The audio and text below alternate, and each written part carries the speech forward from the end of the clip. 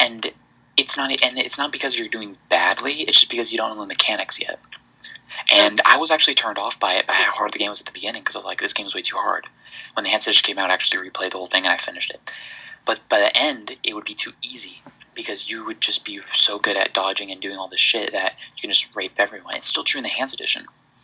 The main problem was actually in like getting enemies, like targeting an enemy, and like wailing on them. Because sometimes, even if you move the mouse a little bit, you would like dart through the battlefield. Like you'll do this barrel roll through an entire fight of guys, land in the middle of them, because you move the mouse a little too much to the left, and then you hit the mouse, and then you went to attack this guy that's like 20 feet away from you. Yep. That's the main problem with the combat. The real way that I play the game. Doing shit when you hit people. Oh yeah, literally, I'd hit a guy, I'd dodge. I hit a guy, I dodge. I hit a guy, I dodge. And it's the most effective system, but it's not the most it's not the fastest way you can do it. But you'll die the least amount of times, because you go and then you dodge backwards. You hit him, you dodge backwards, and it really sucks when there's a group of them, because sometimes you can't even hit one of them, because sometimes they start railing at you, and it's like, oh. But yeah, if you can get over its clunky combat, you will love that game, and I love that game so much. It's not perfect, but it's a masterpiece, but it's not perfect. By the way, Witcher 3 is coming out in like 7 years, I hope. The longer Witcher's in development, the happier I'm going to be. It's gonna be a Duke Nukem. Ha! I hope not. No, because Duke Nukem went through a lot of different developers. Yeah, I went to It was still technically in development. But no, but CD Projekt has GOG. They're not gonna like go under anytime soon.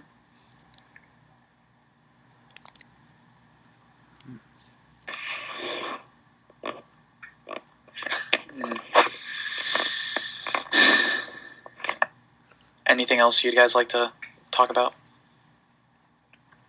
I think so. No. Final thoughts on it, on the current gen, or want to say anything about next gen? Final Fantasy 13 sucked. Alright, everyone knows that. 13 sucked, 13.2 sucked worse, and Final 13.3 is gonna suck even worse. Hold on, no, it's like Lightning Returns Fantasy 13, some shit like that. Why would you make it Final Fantasy 13 2? Why would you make a sequel to a sequel? They've done that before. They've done it before. Forever, bro. They had 10-2. Doesn't make any sense. I don't actually know a whole lot of the stuff they've done it with, but they've done it a lot. They've done it with 10-2 and 13-2. 14, I heard 14 is actually better than it used to be. Like, they redesigned the whole system. It's still an MMO, and that's retarded. Yeah, it's still an MMO. Yeah, I mean, wasn't 10 an MMO? No. No, 11 was. Oh, 11, okay. Yeah. Same shit, you know? 10, 11, 12. The only real noticeable game is 7 and now 13. Really good. Yeah. People say 6 is the best. 7. Nah, It's either 6 or 7. now it's mainly 6 or 7, but over time it's become more 6 than 7. They're both... I actually haven't played both, so I can't comment. I have 7, I just don't take the time to play it. I don't know, it's just something about it that doesn't make me want to play. Squeenix comes out with a lot of crap nowadays. Square was good, Squeenix sucks. Fucking Squaresoft was amazing, though. Squaresoft was great. Chrono Trigger. Oh no, Deus Ex Human Revolution. Great Squeenix game. Oh, and Tomb Raider. Sleeping Dogs. The new Tomb Raider. New Tomb Raider I heard is good. I actually haven't played the new Tomb Raider. Never mind. I haven't either. Huh. I own it, and I haven't played it. You own it? Yeah. What? Oh, wait, never mind. PC. Oh. It's in the library. Oh, okay. No? Fuck that shit, bro. Oh, yeah, no, he doesn't do third I've already told you my feelings on He doesn't do third party. Oh, yes, third person. PC games. That's just fucking retarded. I'm getting a 360 controller so I can actually play a lot of my third-person games the way they're meant to be played. Just wait till the Xbox One comes out and get a nicer Xbox One controller. Nah. Yeah. Don't get the outdated controller. No, it's my friend's. It's one of my friend's old Oh, controllers. I mean, if you're getting it for free, yeah, if you're take getting it. for free, then fuck Yeah. If it's free, Duh, it's I'm not gonna easy. spend $60 on an old controller. You said Fuck that you're shit. getting. You did not say you. Okay, well, the manner of my obtaining it wasn't that important. Yeah, it was. In the overall outcome, yes. Mm-hmm. Well, Oh, one thing I do have to comment is Crisis. I'm just gonna put that on the table. Crisis. What are you guys' feelings on it? haven't played it. Overall, original Crisis, amazing game. Amazing game. I still have yet to finish it, but what I played of it is fucking great. Crisis 2, meh. And why consoles? Why can't they just keep PC exclusive games on PC and keep console exclusives on consoles? Well, Consoles actually, sell better. Yes, that's also. Consoles are designed for gaming. Yeah, that too. well, you can game on PC better than you can on consoles, to be honest. No, that's not a to be honest. That's a I'm a fucking Fanboy. It's not. You can't be. The term is elitist, and yes, call me what you want. I'm pretty elitist on the whole thing.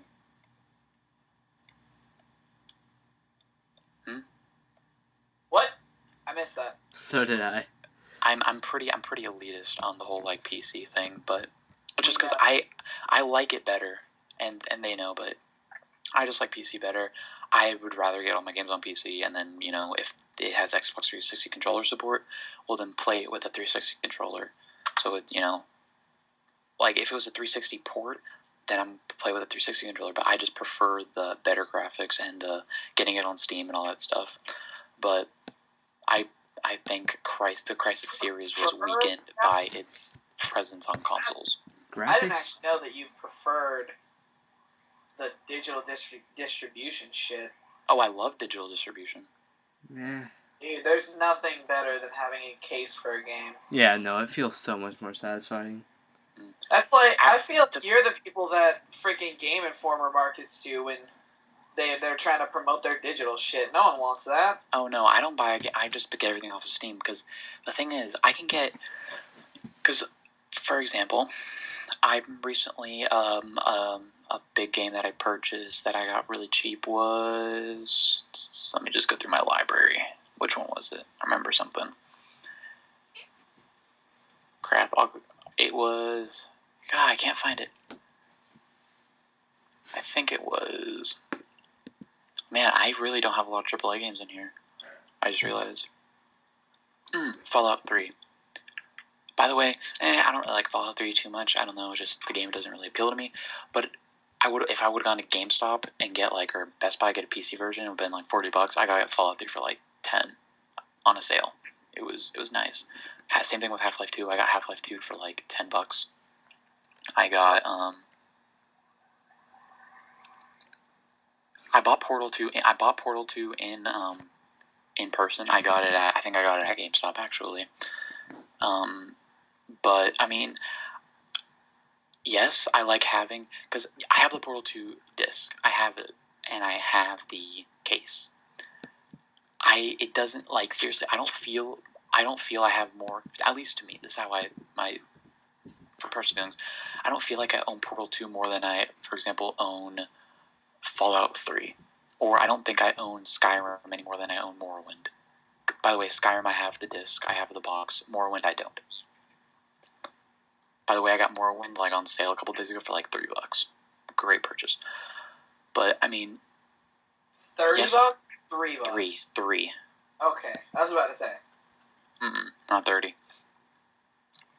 I don't actually feel like I own one game more than the other. I feel like I own both of them equally well. I mean, it's just the actual process of yes, I used to think exactly like you did, Josh. Like the disc in my hand, box in my hand, always. But I mean, the more that I'm actually buying stuff on Steam, the more I'm actually getting the digital distribution. Actual ownership of the box of the disc doesn't exactly affect me anymore. You can't trust the system.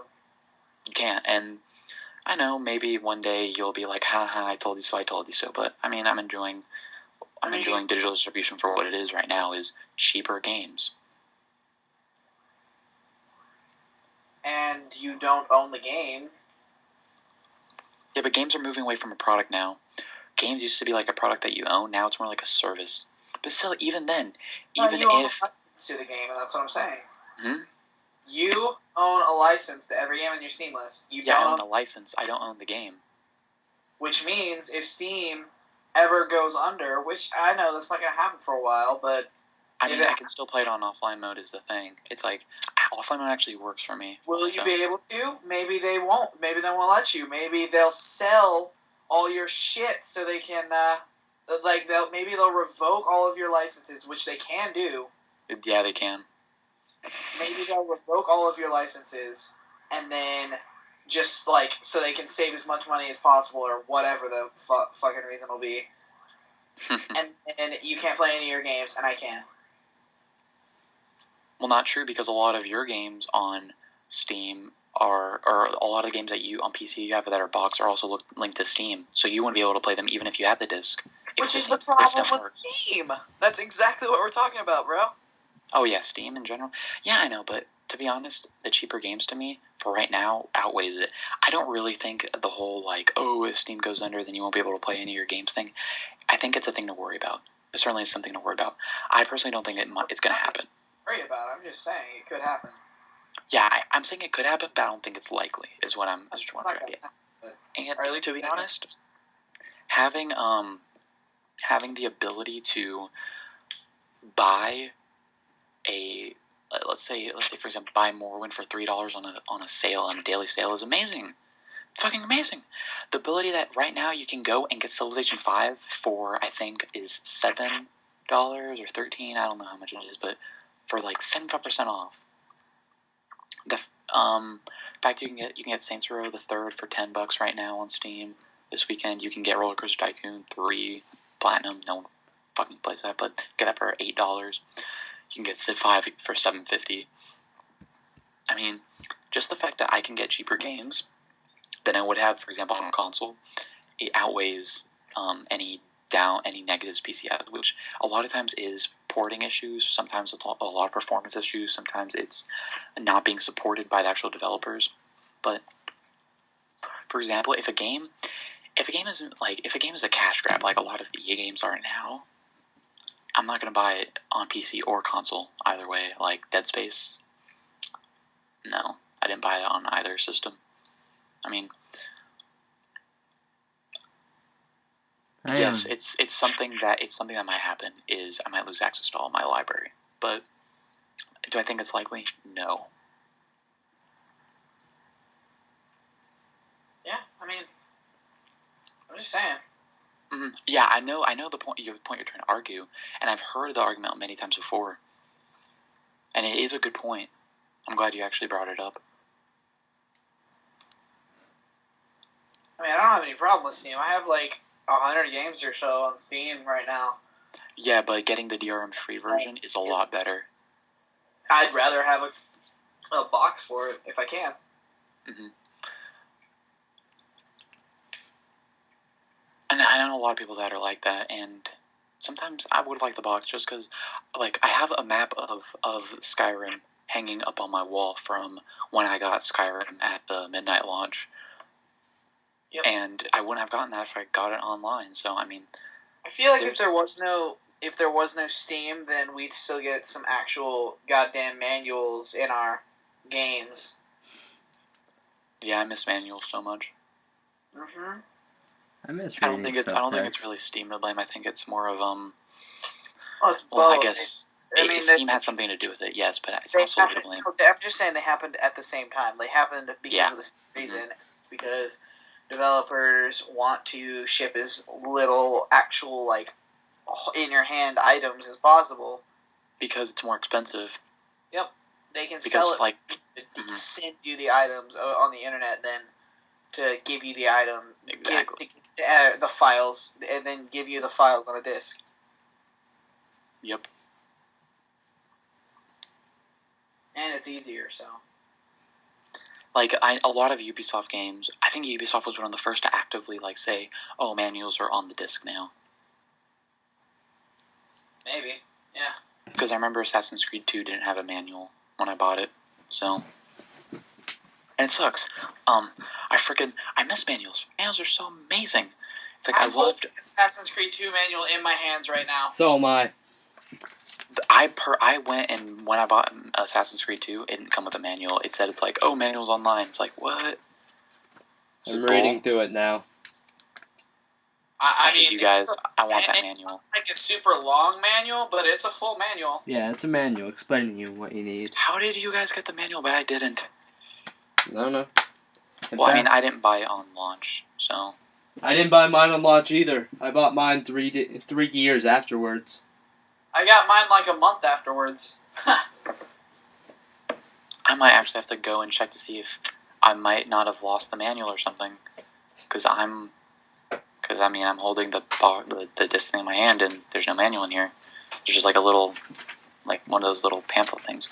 Sucks to suck. Yeah, but I miss manuals so much. They were great. Yeah.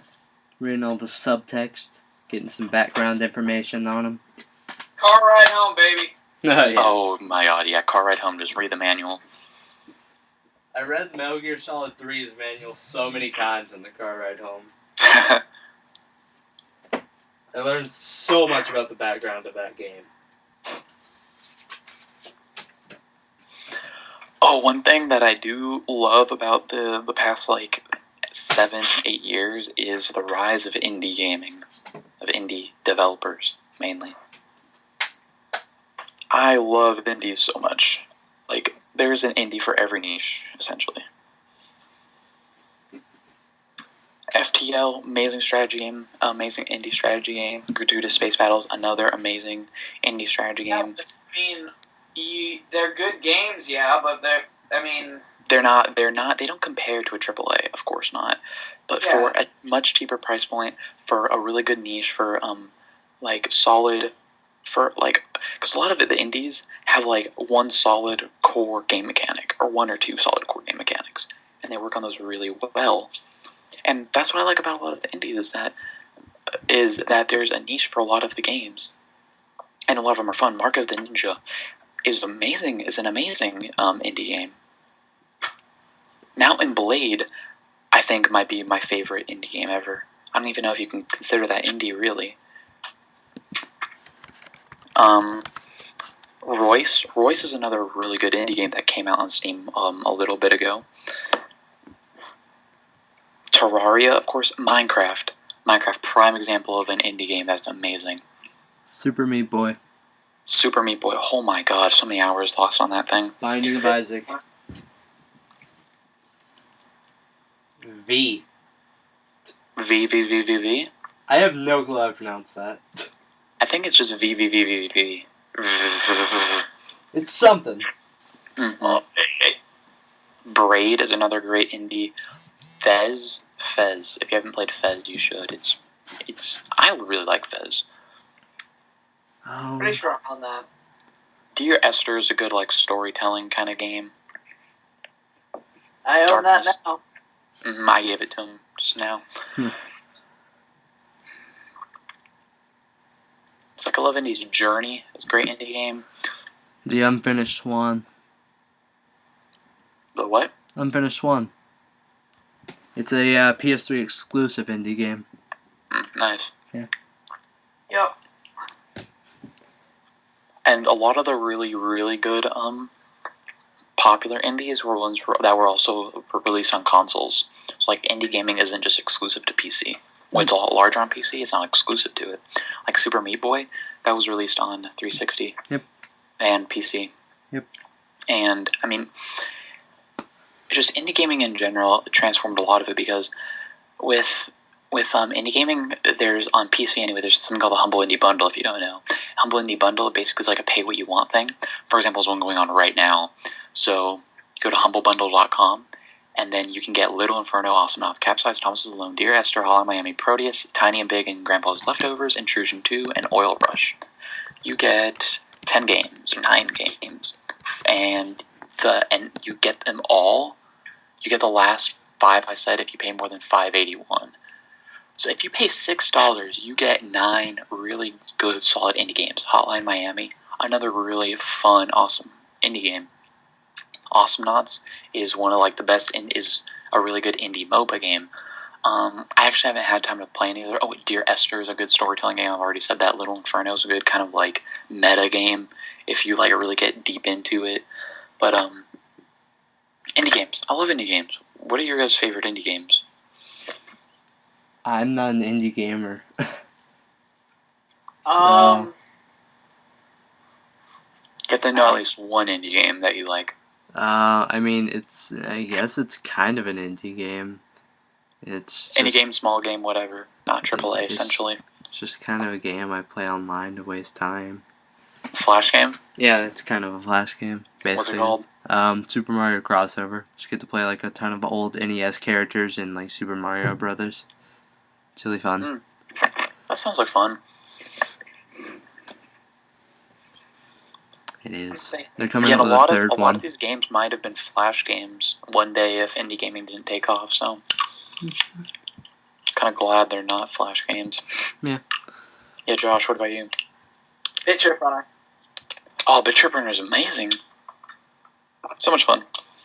Oh yeah. I haven't eaten it because that game fucking pisses me off, but I love it. I don't know if you can consider Mountain Blade an indie game, but it's definitely not a AAA game, and Mountain Blade has some amazing DLC. A Warband expansion, a standalone expansion, the Napoleonic Wars DLC, thank you. That adds a really big multiplayer component to the game. But Mountain Blade, that is one of my favorite, if not indie games, but small games. I just spent so many hours on that thing because it's just so satisfying to raise an army up. You go to each town, you get your soldiers, you fight some bandits, you level them up, increase their skills, and then like certain mods allow you to expand the actual tactics and the game itself to where you can just have an almost invincible armor because you have your archers positioned in the right place. You have cavalry that follows you around. Your shield wall is so amazing, and then it's so satisfying to swing your axe and then and then you hear the sound of your axe hitting flesh, and then it's like, and then your character has killed a Swadian foot soldier, for example. So amazing, fun PC indie game. Bit Trip Runner also is good. I like that. I just want to it gets really hard in the later levels too. Like it is not easy. Mm-hmm. Yeah, not from what I've seen. Like game levels. Mm-hmm. So before we end this whole podcast thing, what do you think are some games from this generation that basically kind of revolutionized how gaming is? Call of Duty 4. Yeah, that's as a big one. much crap that we all give Call of Duty, we all agree Call of Duty 4 changed PC multiplayer, lobby, MMS, shooters, how many genres you want, right? Yeah. Any others off the top of your head? Off the top of my head, Wait, what? Assassin's Creed 2. Yeah, Assassin's Creed 2. I mean, I don't know if it would really revolutionize. I don't think it really did. BioShock. Yeah, BioShock. Oh, the original Mass Effect with its dialogue trees really made dialogue trees a lot more popular. Mm-hmm. I'm just looking back at the games I got. Nothing else really comes to mind. Half-Life 2. That's not this generation, really. Yeah, you're right, it isn't. No. It's just old and fun. Yeah. And I just saw it. What else?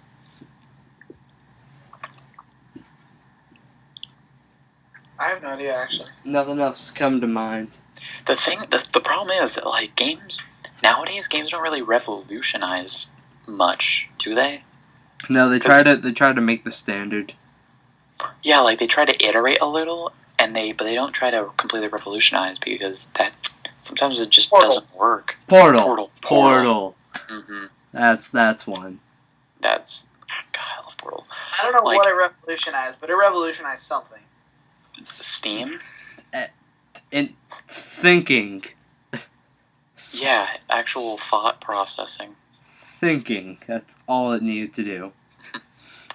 I mean, it helped Steam, of course, and that's, I guess, good if you like Steam. I'm just looking through all the stuff. My library. That's what I'm doing right now. I'm not. Because the big one I can think of is Halo, and COD 4. I don't think Halo really, like the Halo 3 did anything. No, the original Halo. And but that's not this generation. Regardless, it's one of the bigger influences on shooters. Of course, I mean, yeah. It made the console shooter work. Because before Halo, all shooters were on PC. I mean, a lot of them were. GoldenEye. Yeah, GoldenEye. Actually, I think we can go back even farther and say GoldenEye was really what made console shooters work. Yeah. But Halo popularized it. Okay, yeah, Halo popularized console shooters. Nowadays, people prefer, JawDog prefers to play shooters on console than on PC. That's fine. Controller versus keyboard. I like keyboard, he likes controller. Just a preference thing. Third-person shooters. Yeah. Yeah, for third-person shooters, they are better. I don't know why, they just are. I guess you have more flexibility on with your character movement. So does that basically wrap up everything we want to say? I think so. Yeah. Any games you guys are looking forward to?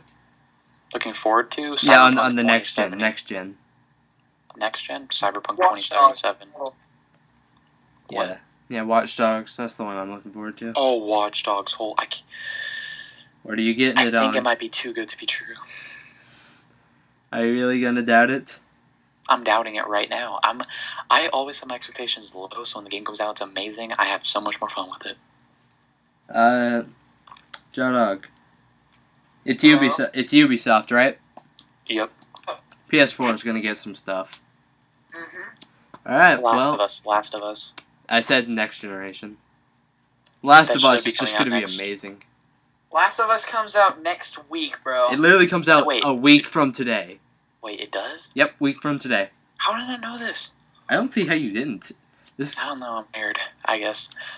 That's a weird release date, actually. Yeah, no, this is like one of the first games in a long time that's been released on a Friday. I think it's... What? Well, it's releasing second quarter. This is weird.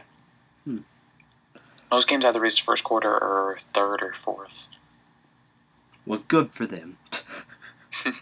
Yeah, I guess. Well, that's it. This has been me, that guy, and that other guy.